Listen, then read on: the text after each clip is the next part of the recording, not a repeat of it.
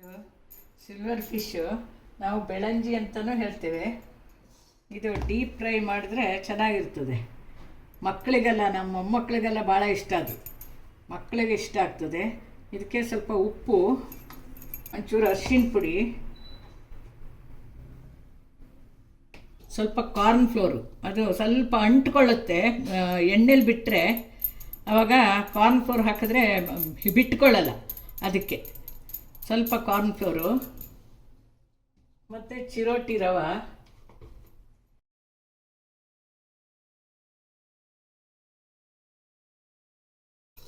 ಆಮೇಲೆ chilli powder.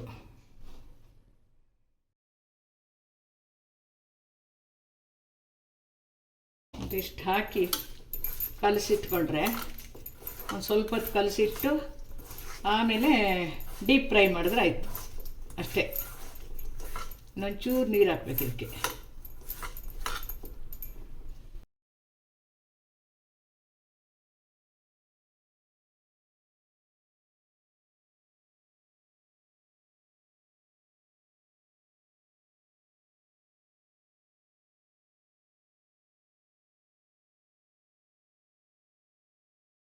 ಇದನ್ನು ನಾನು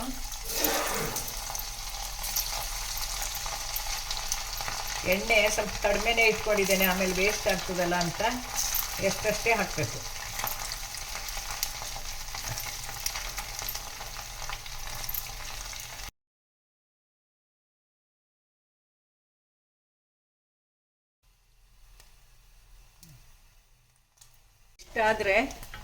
ಇಷ್ಟಾದರೆ ಸಾಕು, ತುಂಬ ಸೀದಬಾರ್ದು, ಹಸಿನೂ ಇರಬಾರ್ದು. ಅದು ಸ್ವಲ್ಪ ಕ್ರಿಸ್ಪಿ ಆಗಿರಬೇಕು.